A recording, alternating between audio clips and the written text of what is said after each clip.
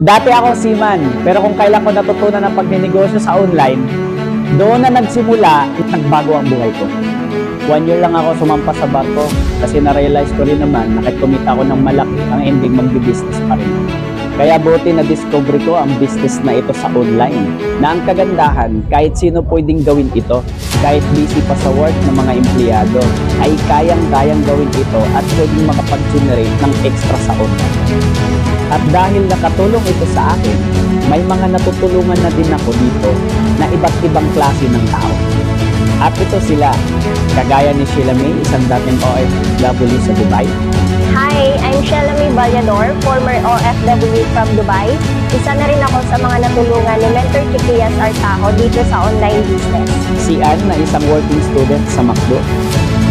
Hi, I'm Judy Ann Jaime and I'm former McDonald's crew at isa naman po ako sa natulungan dito sa online business ni Mentor Chiquillas Artajo.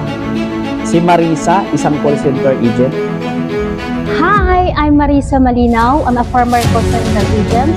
Isa din po ako sa natulungan ni Mentor Chiquillas Artajo. Si Regan, isang OFW sa Saudi.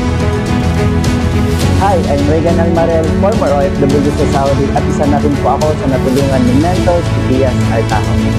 At si Joe Mark, isang poultry helper na grade 2 lang ang tinapos. Hi, I'm Joe Mark Hugo.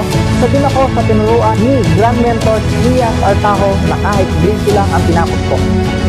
Kaya kung nakatulong sa amin, possible makatulong din sa'yo. Kaya kung interested ka, just message us. And we are Team Tycoons International!